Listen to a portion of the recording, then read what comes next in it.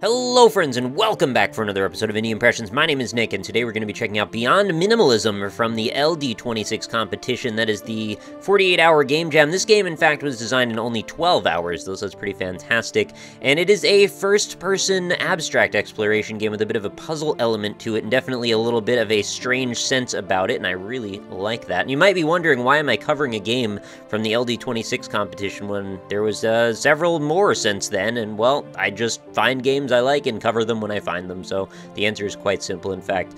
So let us take this for a little bit of a spin. We'll see if we can figure out what the hidden mysteries are of Beyond Minimalism, and we'll see if we can find nature, which is our main goal today.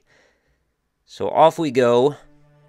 We will awaken in a room that reminds me a whole bunch of something like Antechamber, perhaps, and we seem to have some sort of frosted pictures on the walls that I'm not sure I can make out unless I look at them outside of my regular field of vision. If I look at them in my peripheral, it says find nature scratched into the wall. There's a picture that looks like, I don't know what that looks like actually. I was going to say a Swiss cheese slice with square holes, but maybe a square cookie. I don't know.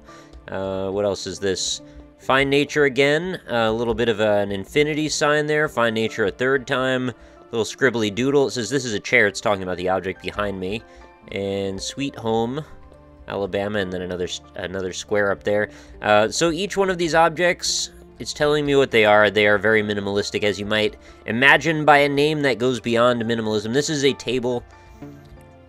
And in fact, the game is so minimalistic that it actually leaves us without a direct understanding of what it is that we're interacting with, and I kind of like that, and I quite like the aesthetic and the music as well. It puts you in a very mysterious mood to do a little bit of exploring and see if you can sort some things out.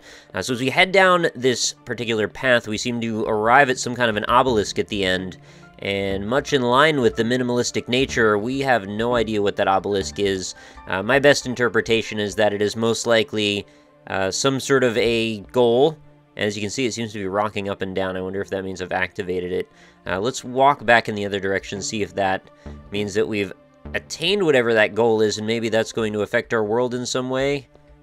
I don't know, everything looks pretty similar to me. Maybe we should pick another direction and go in it. How about Sweet Home? Plus, your character seems to have a nice bit of spring in his step as he bounces up and down here, his or her, rather. Not a whole lot going on in this direction either. But that's okay, we're going to come back home, and eventually something will be a little bit changed. Well, looks like the table's gone, and there seems to be some holes in the ceiling at this point. This is now a stone, and that's also a stone. This is also a stone, and now there's a comic on the wall. Let's check the theme. Theme is potato.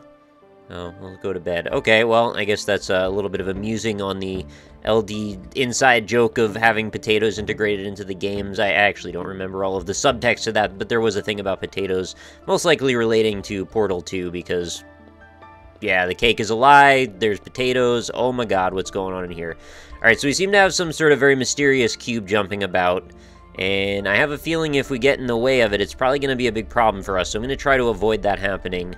And this totally makes me think of the movie Cube, actually, the one that was like a pseudo-horror movie, involved people getting killed in very mysterious and strange ways as they navigated a giant puzzle block and, you know, hopefully find their way out. That's not exactly what the theme of this one is, but it has a little bit of that feeling in how mysterious that random cube seems to be showing up.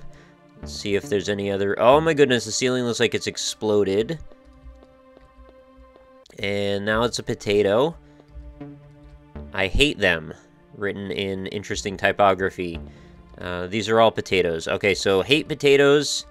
Not a fan of potatoes, I guess. So that's the developer's way of introducing that into the theme. Not sure where we're going to find nature, but I just keep heading back to all of these various points in hopes that maybe something will change. I actually kind of like how mysterious this is. Like, I have absolutely no idea what I'm doing, but things seem to be changing on a regular basis. And that's giving me a little bit of positive reinforcement, although I wish I had a little bit more control over the situation. And it does kind of play into the psychological elements that we see so often in games where there's a bit of a give and take, right? The player wants to feel in control, the game wants to be in control. Well, I mean, the game doesn't intrinsically want to be in control, but it often finds itself in control. And basically, the currency of interest tends to be something to do with control. So in this case, I am completely out of control, and I'm hoping that... Uh-oh, what's this? I can go over this edge. That's kind of bad news. I should spoil and say that at one point I did actually kind of break the game and was able to fall off of this, and I did find nature, but I don't think I'm supposed to be allowed to do that because I don't feel I've solved any kind of puzzle yet. Now, uh-oh, I came back. We've got the cube back again. There's more to see, which I want to go actually partake in, but I was also thinking maybe I should actually just go jump down there and show you, but, you know, that would kind of spoil the surprise, wouldn't it? I would love to see something much more fully featured and finished out of an idea like this, where something is very loosely tied to any sort of puzzle solving, but you just get this little bit of reinforcement every now and then. Something goes right, and you're not quite sure what, but it changes the scope of the game. And imagine if when I came back to this, maybe instead of it just being a little box room, I come back and there's like a freaking castle there. I wander around for a little while, find my way through to another portal, come back, and then all of a sudden, instead of a castle, there's like a giant monster in the center, and then we can go wander around inside of its mouth or something. I don't know, the possibilities are basically endless for a concept like that. And for there to be some sort of a possible resolution to things, just let it be whimsical. You know, it doesn't always have to follow or make a lot of sense. There are plenty of people out there who enjoy totally surreal and just crazy, weird, abstract games like myself. And I don't always want there to be a totally reasonable reason that you get from point A to point B. So you like this all of a sudden. This is a sun. Oh, okay. I like that we've classified it a little bit. I also find this very interesting looking, too. This, the art style is just as minimalistic as the puzzle presentation, and I kind of want to fall down here, but I'm pretty sure those are not good to touch, but it hurts, it says. Okay, now what do I do next? But it hurts in all directions. This is actually also very Portal-like in this respect as well. I don't think there's anything I can touch here. I think I actually just doomed myself to die in agony. I also like that each one of these tiles are actually separated with some visible seams between them. Gives some nice definition to the landscape, and, you know, again, evokes that sort of pseudo-scientific quality to it. Why don't we jump on this tile then? I guess we'll just go back up. And we find ourselves back at the beginning of things again. I wonder if I'll find nature if I go back and try to attempt this another time. One of my minor gripes is it seems a little bit boring walking down this path every single time. Maybe you can mix it up a little bit, you know, put some jumps or put some kind of something different to see on the way down.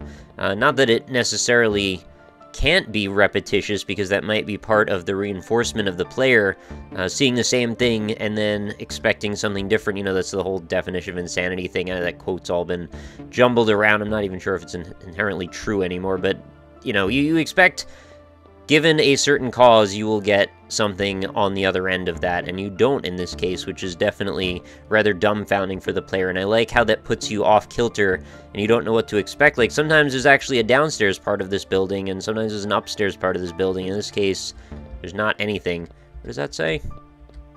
Find nature. Oh, that's probably what I should have expected it to say. Alright, now we go in the doodle direction. I'm just testing again to see if one of these lets me go. Nope. And, you know, it's funny, too, I noticed myself jumping a lot of time, even though it doesn't necessarily make me get anywhere faster. It's the one thing I have control over, right? Like, obviously, if I head down this path, I can take any path I want down this path, but it's a straight road, right? So I can just strafe back and forth. Oh, I can actually get off of the edge here. That's good. I guess I will do exactly that. But I can wander around any way I want, but it's always going to be in a perfectly straight line. And that's pretty boring. So the only thing I can really do to change things is maybe jump up and down a little bit. And that does give me a little bit of semblance of control. And also lets me sort of bounce around to the tune of the music in the background. Just, you know, give me something to keep my mind occupied while I'm waiting. Nature found, you may relax for eternity. So that was the ultimate goal. We've gone beyond minimalism, found nature, and now we can relax for all eternity. Is that really what nature does for us? It lets us relax forever.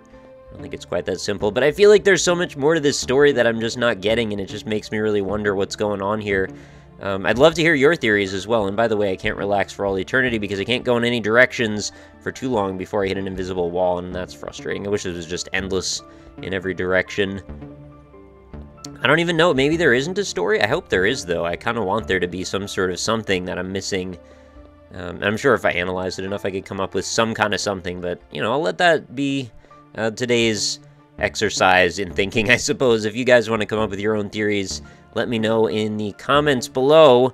And of course, that's going to pretty much do it for today's episode. There's not a whole lot else to see here other than to wander around nature forever, and nobody wants to see me do that. This is not Proteus. It's not quite as pretty anyway, unfortunately. I mean, it's got its own art style, but, you know, Proteus is very beautiful in its own right. So I will let you go for another day. If you want to go try Beyond Minimalism, it is totally free to download. Link's going to be in the description, as well as my other social media information. If you want to check me out on Twitter, Facebook, or the Twitch page, you can feel free. There's plenty more to see and do. And of course, aside from just checking out the game, you can feel free to leave a comment, or of course, if you enjoyed the video, leave a like, because that helps me out a whole bunch, as well as if you find yourself here a bunch, consider subscribing too. That helps me out immensely, and then you'll get notified every time I post a new video, which is every single day, because there's always a new indie game to find over on my channel. So if you want to find out about a new artistic, original, unique, or strange indie game, this is the place for you. I hope to see you back again tomorrow for another episode, and I hope you enjoyed this one. And lastly, I hope you have a fantastic night. Thank you again for watching, and I will see you later.